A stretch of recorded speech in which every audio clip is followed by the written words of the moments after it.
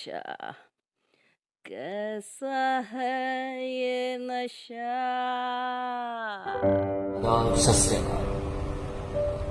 रूबरू celebrity versus celebrity में आपका बहुत बहुत स्वागत है।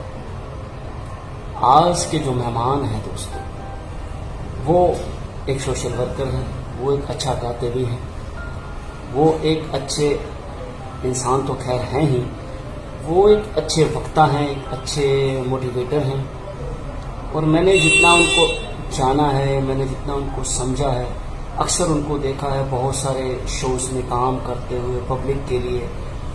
तो दिल्ली से दूर, मुंबई से दूर हम कहीं हो सकते हैं, लेकिन हमारे काम, हमारी जो काबिलियत है वो कहीं भी हो, उसकी खुशबू पहुंच ही जाती है। तो मैं स्वागत करूंगा आज की हमारी मेहमान राखी जी का, नेहा राखी जी का, जो मैसूर में है इस समय। और हम कोशिश करेंगे हमारा नेटवर्क अगर सही रहा है तो कोई बीच में अड़चन ना आए और हम आपस में बात कर सकें। तो राखी, नेहा जी, आपका बहुत बहुत स्वागत है आज के इस रूबरू में। आपका तहे दिल से आपके दर्शकों के सामने मैं आपका स्वागत करता हूँ। जी सर, आपको बहुत बहुत आपका शुक्रिया कि आपने मुझे अपने इस खूबसूरत से प्रोग्राम रूबरू में रूबरू होने का एक मौका दिया। हम अपने चाहने वालों से और आपसे मिल पाए, इसके लिए मैं आपका बहुत बहुत तहे दिल से शुक्रिया अदा करती हूँ। और आपने इतनी तारीफ़ कर दी कि अब मुझे ऐसे लग रहा है कि मैं बिल्कुल 7वें आसमान पर पहुँच गई। आपकी तारीफ़ करना तो जैसे सूरज को दिया दिखाना है, लेकिन फिर भी मैं बता दूं अपने चाहने वालों को कि डॉक्टर हरविंदर मक्कर एक बहुत रिनाउंड बॉलीवुड डायरेक्टर हैं। इन्होंने हॉलीवुड में भी काम किया है एंड इनके एक जो इन्होंने मोबाइल से एक शॉर्ट फिल्म बनाई थी, उसको ऑलमोस्ट 45 अवार्ड्स मिल चुके हैं। He was the first one who made the mobile short film, shot bye mobile. And इनके बारे में और आप अगर सुनते जाएंगे तो बस शब्द कम पड़ जाएंगे, लेकिन मैं बोलती जाऊंगी।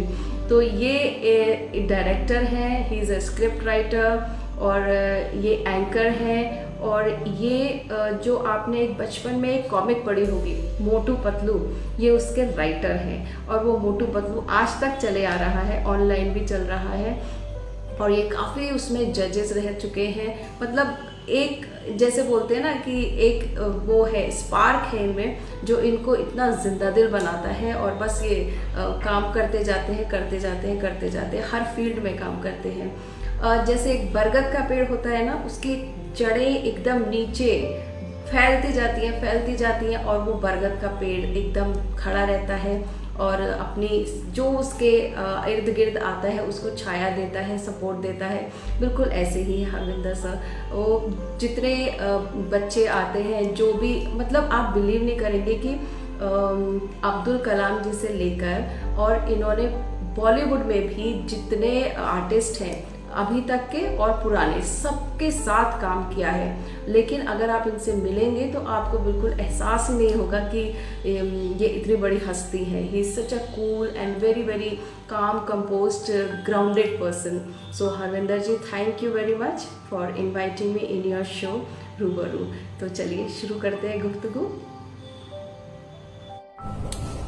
बिल्कुल सही कहा आपने, क्योंकि जब अपने दिल की बात करने के लिए आपको मौका मिलता है, अपने व्यूवर्स के सामने जाने का, अपनी फैन के सामने जाने का, अपने प्रशंसकों के सामने जाने का, या अपनी तरह के उन लोगों के सामने जाने का, तो उससे अच्छा कोई और मौका भी नहीं होता। और रूबरू आप लोगों को ये मौका देगा। चलिए, आपसे मैं जो पहला सवाल करूंगा राखी जी, वो मुझे बताइए कि हर इंसान उड़ना चाहता है, हर इंसान आकाश छूना चाहता है। वो कौन शख्स, क्योंकि हर एक की जिंदगी में एक ना एक कोई ऐसा शख्स आता है जो उसको पंख देता है, जो उसको परवाज देता है, जो उसको कहता है कि अगर छूना है आकाश को, तो कहते हैं ना कि अगर देखना है मेरी उड़ान को तो जाओ और ऊंचा कर दो आसमान को। तो ऐसी भावना देने वाला वो शख्स आपकी जिंदगी में, वो टर्निंग पॉइंट देने वाला शख्स, या वो टर्निंग पॉइंट क्या था, ये बताइए। क्योंकि हमारे जानने वाले हर उस सफल व्यक्ति का वो टर्निंग पॉइंट जरूर जानना चाहते हैं, जहां से उसने बदला और जहां से उसकी सक्सेस की सुई ऊपर की तरफ जाती है। जी, अपने पर लेकर पैदा होता है, पर in the not in physical sense, but उड़ने की जो चाह होती है वो एक बचपन से ही होती है हमारे अंदर। वो वायरिंग ऐसी होती है कि हर इंसान में एक उड़ने की चाह होती है। जैसे कि आपने देखा होगा घोंसले में एक बर्ड अपने चूजे, छोटे छोटे चूजे रखती है, उसके बाद लाके उनको दाना देती है। शुरू में दाना ला कर खिलाती है, लेकिन जैसे ही उसको एहसास होता है कि अब उसके चूजे इस लायक हो गए हैं कि वो खुले आसमान में उड़ सके, तो वो क्या करती है, वो थोड़ी सी स्ट्रॉन्ग बन जाती है और डिसिप्लिन वाले मोड में आ जाती है, और वो उन बच्चों को चोंच मार के घोंसले के बिल्कुल एज तक ले जाती है। शायद बच्चों को लगता होगा कि पता नहीं ये क्या हो रहा है, लेकिन जैसे ही वो बच्चे ऊपर से एकदम घोंसले से नीचे गिरने लगते हैं धरती की तरफ, वो जैसे ही नीचे आते हैं घोंसले में से, उनके पर अपने आप खुल जाते हैं और वो खुले आसमान में उड़ने लगते हैं। तो मुझे लगता है कि बस ऐसे ही है कि हर इंसान के पास वो चाह होती है, बट उसको करना, वो अपना एग्जीक्यूट करना, दैट इज़ मोर इम्पॉर्टेंट। और उसके लिए मुझे लगता है कि कई लोगों में तो स्पार्क खुद ब खुद होता है, लेकिन कई लोगों के लिए ज़रूरत है कि वो कहीं से एक स्पार्क उन्हें मिले, या कोई उनको उस चीज़ की रिकग्नाइज करवाए कि भाई आप में भी ये चीज़ है और आप कर सकते हैं।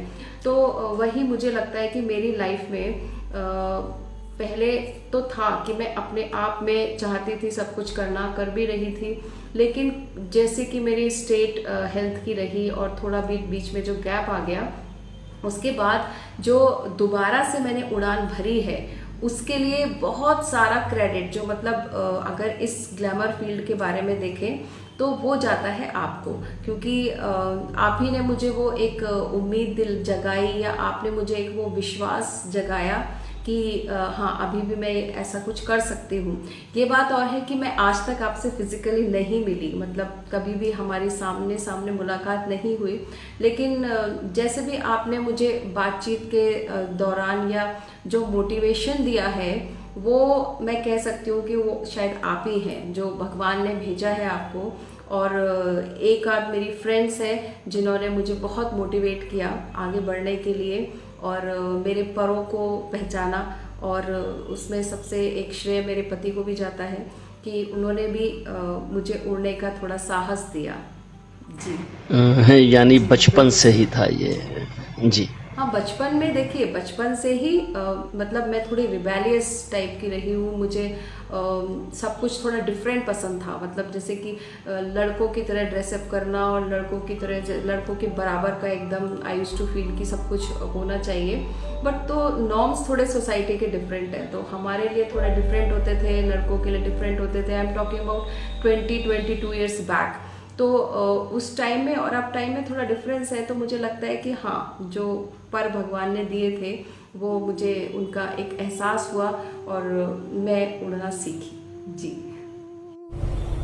एग्री हूँ, मैं आपसे बिल्कुल एग्री हूँ। राखी जी, क्या है कि इस दुनिया के अंदर पंख भी अपने होने चाहिए, उड़ान भी अपनी होनी चाहिए, ताकत अपनी होनी चाहिए, जुनून अपना होना चाहिए। कोई शख्स आपके पास आता जरूर है, कोई शख्स आपको हिम्मत देता जरूर है, कोई शख्स आपका हाथ पकड़ता है, लेकिन दम, जोर, अपना जुनून इश्क आप ही को उसमें इस्तेमाल करना पड़ता है, क्योंकि जब तक आप खुद नहीं चाहेंगे कुछ हो नहीं सकता।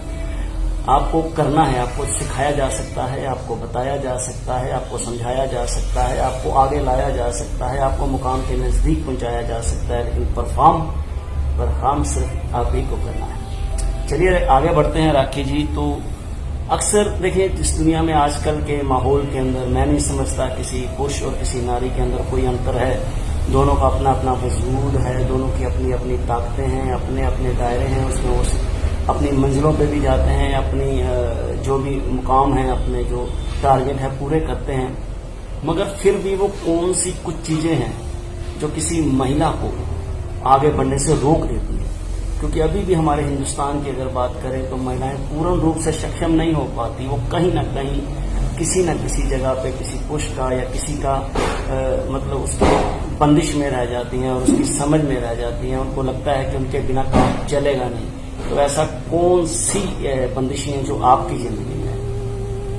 जी बिल्कुल, हाँ जी, ये बात तो है। थोड़ी बहुत बंदिशें अगर आप देखें तो एक महिला के लिए थोड़ी बहुत बंदिशें तो हो ही जाती हैं, लेकिन वो पुराने वक्त में होती थी।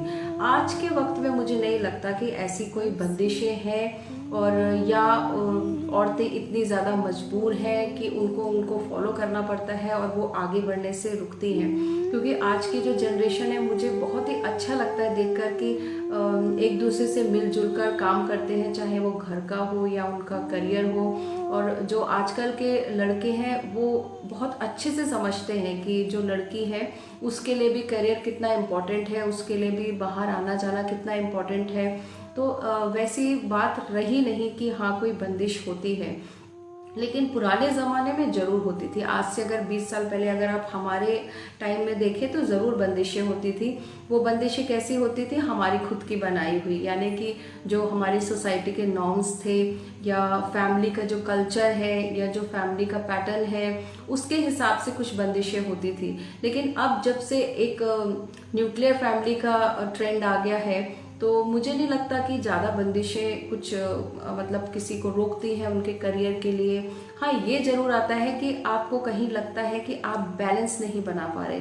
मतलब यदि आप करियर ओरिएंटेड है और आप फैमिली वुमन भी है तो वो दोनों चीज़ों को आपको बैलेंस बनाना बहुत मुश्किल हो जाता है। तो वो करना, अगर आप करने के लिए तैयार हैं, उतना सेक्रीफाइस करने के लिए अपना फैमिली का जो टाइम है वो आप अपने करियर के तरफ लगाने के लिए तैयार हैं, और आप थोड़ा सा इस जहाँ अपने बारे में बात आती है स्पेशली महिलाओं के लिए, तो उनको थोड़ा सा रिबेलियस होना पड़ता है। मतलब अपने आप को अपना पॉइंट प्रूव करना पड़ता है कि क्यों करना चाहती हैं, किस लिए चाहती हैं। सब कुछ तो है, जैसे पुराने टाइम में होता था ना कि male member used to think कि if he is the bread earner so why you want to work, that used to be the question. But nowadays because things are changing, everything is different in life and our lifestyle is changing, society is changing, and people understand that it is just not because of earning bread.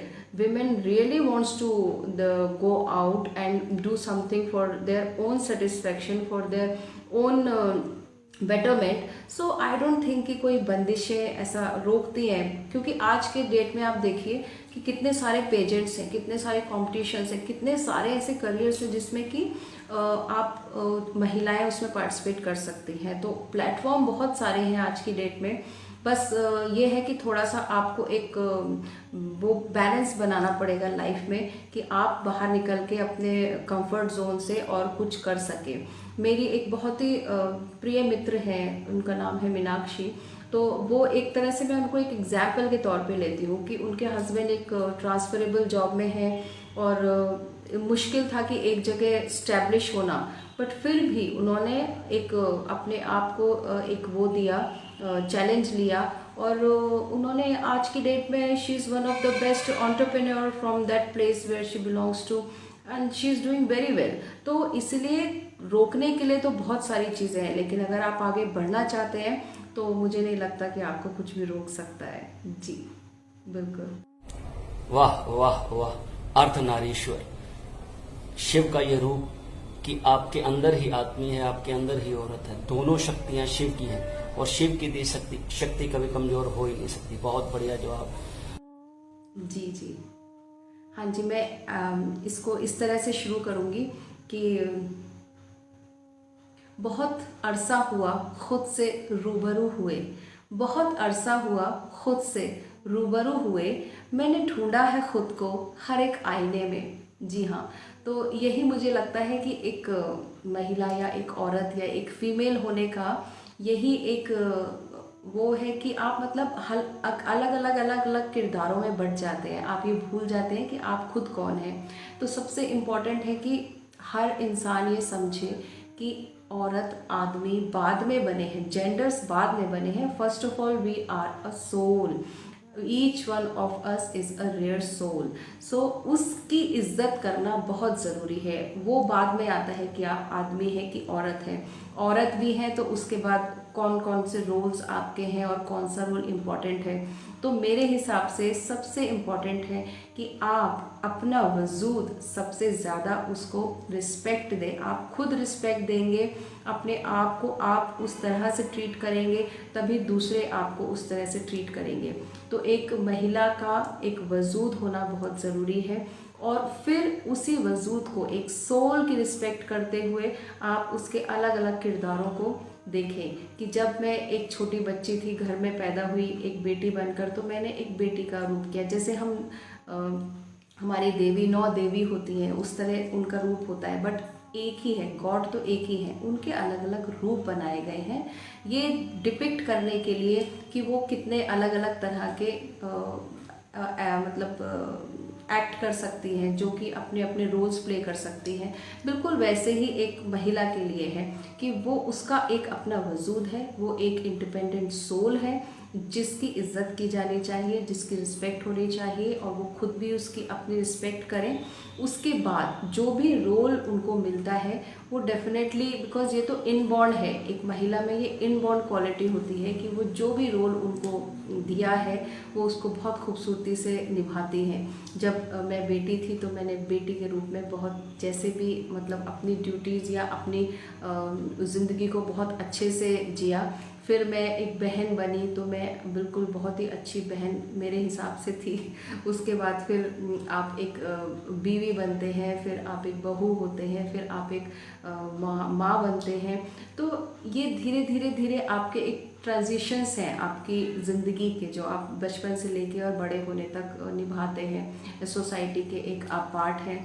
तो सबसे important है कि role सब अपनी अपनी जगह हैं, वो कोई थोड़ा ऊपर थोड़ा नीचे हो सकता है, लेकिन सबसे ज़्यादा जो इम्पॉर्टेंट है वो है आपका वजूद।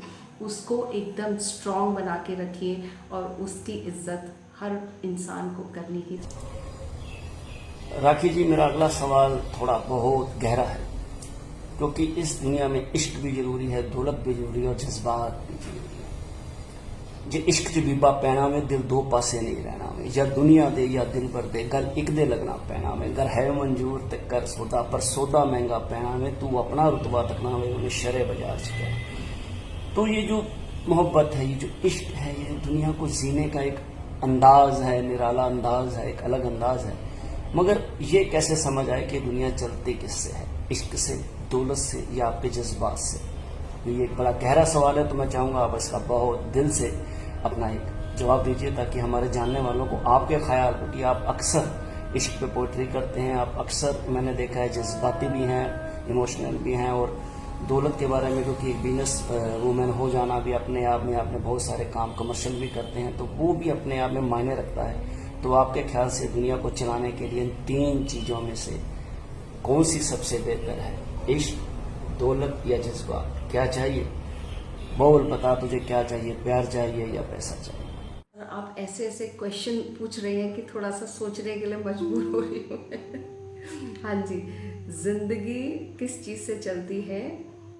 दौलत, जज्बात और इश्क।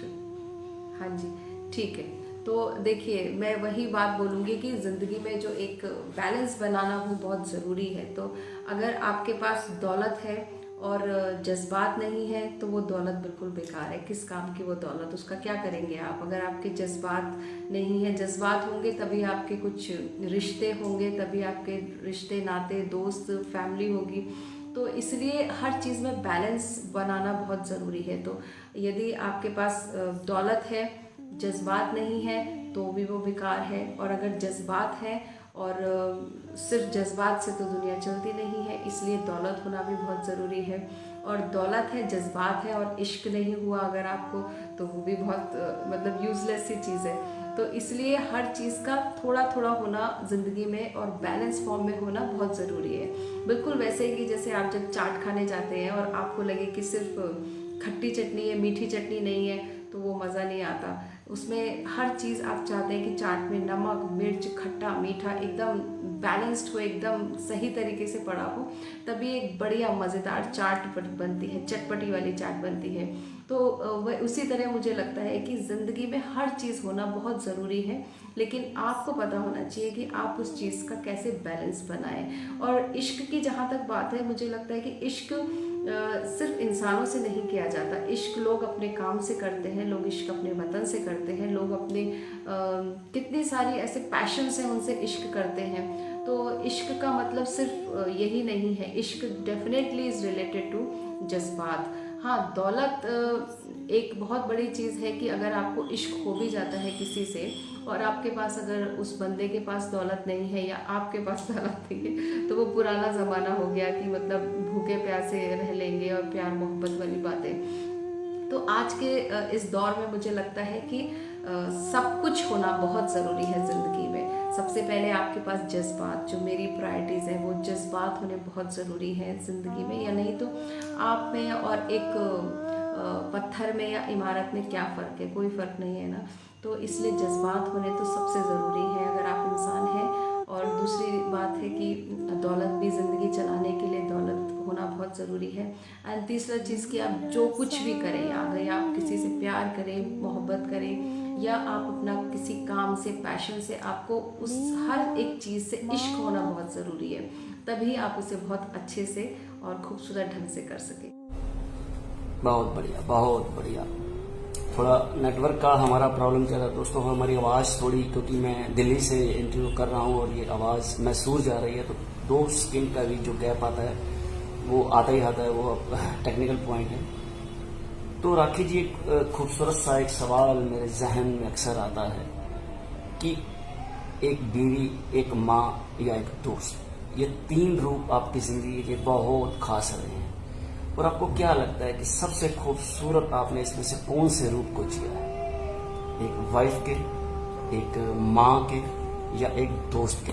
क्योंकि तीनों अलग अलग हिस्सों में आते हैं। अगर आप किसी की वाइफ हैं तो आप उसके साथ उस सफ़र पे होते हैं, उस प्रॉब्लम्स में उसके साथ होते हैं, खुशियों में साथ होते हैं। अगर आप माँ हैं तो बच्चों की परवरिश में आपका एक रोल आता है, उस बच्चों को संभालना, चलने का। तो और अगर आप दोस्त हैं तो हर वक्त आपको उस दोस्ती निभाने के लिए, अगर किसी आधी रात को भी आवाज़ दे तो आप वहाँ पहुँचना आपका फ़र्ज बनता है। तो इन 3 रूपों में से कौन सा रूप आपने सबसे अच्छी तरह जिया है या जीना चाहते हैं? जी, ठीक कह रहे हैं। हाँ जी सर, वो बिल्कुल जैसा मैंने पहले कहा कि मैंने अपनी ज़िंदगी का हर किरदार अपनी तरफ से उसको 100% दिया है और बखूबी जिया है। तो अब ये तो उन्हीं से पूछा जाए कि जिनके लिए वो जिया है, कि वो मुझे कितने इसमें से क्रेडिट देते हैं। लेकिन मैंने अपना बचपन से लेके आज तक जो कुछ भी किया है, क्योंकि मेरे थोड़े से जो बोलते हैं ना, मेरा इमोशनल क्वेश्चन थोड़ा हाई है, मतलब मैं थोड़ी बहुत जज्बाती इंसान हूँ।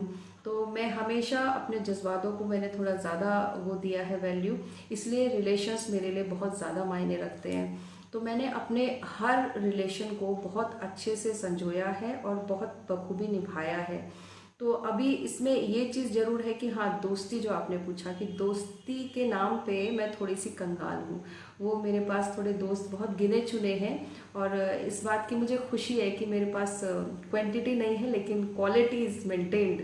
सो I have handful of friends, but they are just like gems for me, and I am really proud of them. So उसमें वो उसका भी एक रीज़न है कि मैं जो एक बहुत ज़्यादा क्या बोलते हैं ना, I can't pretend, and I am very straight forward kind of person, and मुझे जो लगता है मैं बोल देती हूँ। तो इसलिए मैं थोड़ा कम मेरी दोस्ती होती है लोगों से, बट जब होती है तो अच्छी से चलती है, निभती है अच्छे से। और दूसरी बात जो आपने कहा कि जब भी इंसान को ऐसा लगे कि हाँ, उसकी ज़िंदगी में कुछ डिसबैलेंस हो रहा है, तो उसको एक चीज़ चूज़ कर लेनी चाहिए। मतलब अगर आप कंफ्यूजन में भागते रहेंगे तो ना माया मिली ना राम, वो बोलते हैं ना, दुविधा में दोनों गए, ना माया मिली ना राम। तो इसलिए मेरे हिसाब से मैंने फिर अपने आप में एक कॉल लिया और मैंने चूज़ किया कि ठीक है, मैं अपना कैरियर छोड़ के I will give my 100% to my family.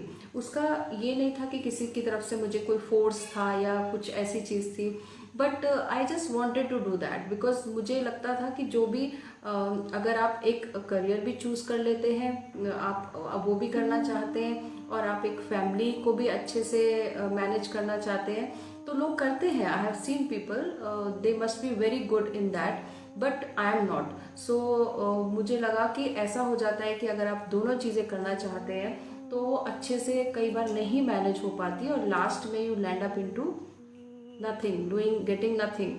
तो इसलिए मैंने सोचा कि हाँ, मैं ये गिव अप करके मैं अपना 100% अपनी फैमिली को देती हूँ। और अब जब मेरी फैमिली थोड़ा सेटल हो गई है, बच्चे थोड़े इस लायक हो गए कि they can look after themselves, so again I have come back to my field and I am doing what I like, what I want. I am not earning anything, but still I am just doing it for my hobby because I like it.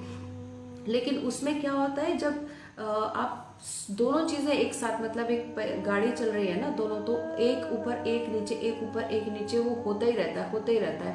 और उसमें कहीं ना कहीं जाके आप depression mode में चले जाते हैं, फ्रस्ट्रेशन में चले जाते हैं. I have scene so many ladies, मतलब अब उनकी ऐसी हालत हो गई कि अब उनको लगता है कि मैंने अपना 100% अपने फैमिली को दे दिया और अपना करियर भी छोड़ दिया, सब कुछ कर दिया. लेकिन लास्ट में क्या होता है, at the end of the day बच्चे सेटल हो गए, हस्बैंड अपने बिजी हैं, आपके फ्रेंड्स अपने उसमें हैं, लेकिन आप कहाँ हैं, यू आर नो वेयर. सो इसीलिए इट इज़ वेरी इम्पॉर्टेंट कि आप फाइनली अपना भी थोड़ा बहुत कुछ रखें, लास्ट में कुछ अपने लिए भी रखें जो कि आप कर सकते हैं. चाहे वो अर्निंग ना हो, आपकी हॉबी हो सकती है, आपका कुछ ऐसा टैलेंट हो सकता है जिसे आप परस्यू कर सकते हैं.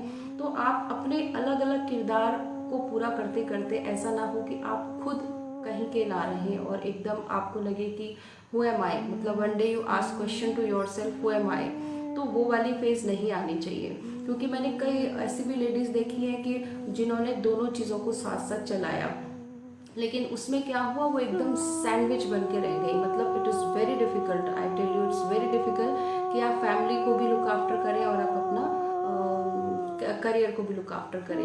तो दोनों चीज़ों को साथ साथ चलाना is really really cumbersome job. And I am proud of those ladies who are actually doing it and who are managing very well, because most of the time ladies go into depression, go into frustration, and they are not happy about what they have done. But once they have gone into that mode, they have to do it. So इसीलिए आप जो भी choose करें बहुत सोच समझ कर choose करें, और अगर आप कर सकते हैं तो डेफिनेटली करें, और अगर आप नहीं कर सकते हैं तो आप एक चीज़ को चूज़ करें. इट्स नॉट नेसेसरी कि हर इंसान कुछ काम करने ही जाए. वो तब होता था जब आप, जो आज की डेट में मुझे लगता है कि आज सबसे ज़्यादा ये होड़ क्यों है, वो इसलिए है कि everybody wants to earn money because they want to maintain good standard, they want to maintain good lifestyle. But उसमें कहीं वो ये भूल जा रहे हैं कि ये जो हमारी पूरी सोसाइटी है, हमारी जो एक पूरी कल्चर है, वो एक बिल्कुल फाइनेंशियल बेस्ड हो गई है. मतलब आप पैसे के लिए इसलिए भाग रहे हैं क्योंकि आप अपना स्टैंडर्ड बढ़ाना चाहते हैं, बट उसमें कहीं ना कहीं पैसा तो आ रहा है. आप साल में एक अच्छा सा हॉलीडे टूर भी कर लेते हैं, आप बच्चों को बेस्ट देते हैं, जो भी आपके गैजेट्स हैं या व्हाटएवर इट इज़. बट कहीं ना कहीं जो आपका एक बॉन्डिंग होता है, जो आपका एक कनेक्ट होता है, इमोशनल कनेक्ट, वो ब्रेक हो रहा है. और उसी वजह से जो आज की जनरेशन है वो एकदम वेस्टर्न कल्चर टाइप होता जा रहा है कि they are not much bothered about their parents, they are very different, isn't it. इस टॉपिक पर कोई शेर? वही मैंने बोला, वही मैं शेर पढ़ रही थी कि बहुत अरसा हुआ खुद से रूबरू हुए, बहुत अरसा हुआ खुद से रूबरू हुए, मैंने ढूंढा है खुद को हर एक आईने में. जी बहुत सही, बिल्कुल सही कहा आपने. क्योंकि दोस्त कम हो लेकिन बेहतर हो, वक्त पे पहुंचने वाले हो, वो ज्यादा जरूरी है. नंबर नहीं चाहिए, दोस्तों की संख्या लाखों में नहीं चाहिए, एक भी हो लेकिन वो दिल के करीब हो तो उससे अच्छा कोई दोस्त नहीं हो सकता.